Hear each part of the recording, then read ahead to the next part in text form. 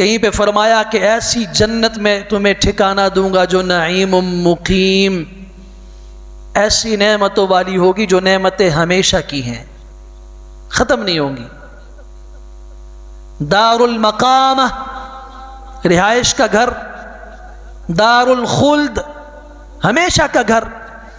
دار السلام، سلامتی کا گھر، کوئی پڑوسی کی تنگی نہیں، یہ راستہ تنگ کر دے گا، یہ راستے میں کچرا پھینک دے گا، یہ مجھے اپنے راستے سے گزرنے نہیں دے گا، بیوی کو خاوند کی،